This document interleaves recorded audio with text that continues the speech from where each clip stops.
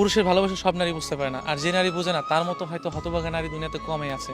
আপনি দেখবেন কি রাস্তায় অনেক পাগল বসে থাকে বা পাগল থাকে, যারা হয়তো কোনো না কোনো নারীর মায়ে পড়ে পাগল হয়েছে, কিংবা কোনো না কোনো নারীকে এমনভাবে ভালোবেসেছে সেই নারীর ছলনাটা বা সেই নারীর মানে চলে যাওয়াটা, বিচ্ছেদটা সে মেনে নিতে পারে না দেখে হয়তো রাস্তায়। আমি এমন অনেক পাগল দেখছি।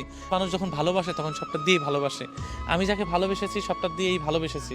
হয়তো আমি তাকে পাগলের মতো ভালোবেসেছি, কিন্তু আমি তাকে বোঝাইতে পারিনি। হয়তো আমি পাগল হইনি, কিন্তু আমি তাকে পাগলের মতো ভালোবেসেছি। আর ভালোবাসাগুলো না এরকমই, যখন ছেড়ে চলে যায় তখন ওই মানুষটা পাগল হয়ে যায়, তার বাঁচার ইচ্ছা স্বাদ সব কিছুই মরে যায়। একটা মানুষ যখন ভালোবাসতে চায় তার সমস্ত কিছু দিয়ে মানুষটাকে ঘিরে রাখতে চায়। আর মানুষ কখন পাগল হয় জানেন? যে মানুষের ভিতরে কিন্তু শারীরিক এবং মনে করেন যে আপনার মানসিক, এই শহরে অনেক মানুষ মানসিক সমস্যায় ভুগছে, কিন্তু কেউ কখনোই কাউকে বলতে পারছে না যে আমার এই সমস্যা। কাকে বলবে? যাকে বলবে তার কাছে হাসির পাত্র হয়ে দাঁড়াবে। আর শারীরিক পাগলগুলো রাস্তাঘাটে দেখবেন যে কি অস্বাভাবিকভাবে চলাফেরা করতেছে। আমি সেই জিনিসটাই বোঝানোর চেষ্টা করছি, মানুষ কখনোই ভালোবাসা মানুষটাকে ছেড়ে যাওয়া বা বিচ্ছেদ ঘটলে বা মেন্টালি যেই প্রেশারটা পড়ে, কিছু কিছু মানুষ যখন পাগল হয়ে যায় না, তখন ওই যে একবার পাগল হয়ে যায় তাকে কখনো আর ভালো করা সম্ভব নয়।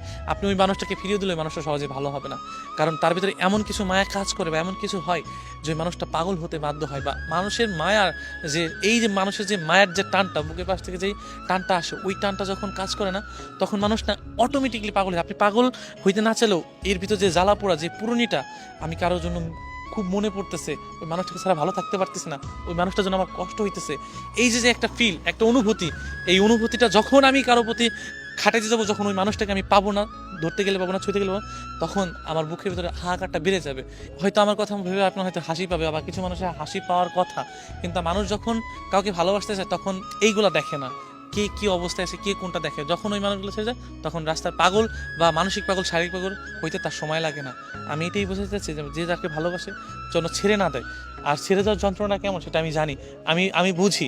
হয়তো এই জিনিসটা আমি আজকে এই যে জামা কাপড় দেখছেন, এই নোংরা জামা কাপড় এগুলো পরছি, পাগলে শ্যুট করছি, হয়তো জিনিসটা একটু দেখতে অন্যরকম লাগছে, কিন্তু আমি এইটাই বোঝাচ্ছি রাস্তার পাগলগুলা বা রাস্তার যে মানুষগুলো থাকে ওরা কিভাবে থাকে।